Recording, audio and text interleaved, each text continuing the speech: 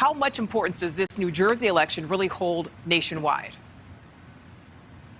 If Phil Murphy wins re-election, it holds absolutely no relevance nationwide. If it's close, or if Jack Ciattarelli, the Republican, pulls this out, we won't even be talking about Virginia tomorrow. We won't even know Virginia existed tomorrow. The only reason New Jersey matters is if a Republican wins in a state that President Biden won by mid-double digits. I think it was 17 or 18 points. Up until a week ago, there wasn't even a discussion in the national media about New Jersey. The fact that President Obama went there to Newark to turn out the vote, particularly the African-American vote there, is significant. It doesn't seem, though, that we're at the point where the Republican, this businessman, has gotten the big mo, if you will, the big momentum, which is what Glenn Youngkin over the past 2 or 3 weeks has had and surged ahead of the polls for Terry McAuliffe, the Democrat here in Virginia. So New Jersey matters in the sense that it'll show us another state where things are closer,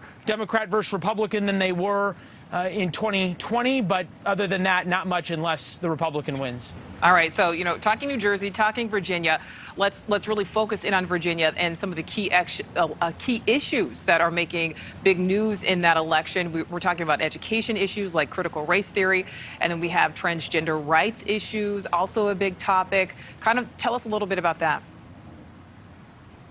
It's fascinating. For all the time I've covered politics, you've never had a statewide race, or certainly a statewide race that was nationalized like Virginia has, where, quote, education, when you look at the polls, is the #1 issue. Well, it's not really education. Education has become a proxy for all the things that parents don't like that are happening with their school boards, whether it be teaching of critical race theory, whether it be transgender bathrooms. There was talk about a sexual assault that happened in one of the suburban counties here near Washington, D.C. that was covered up.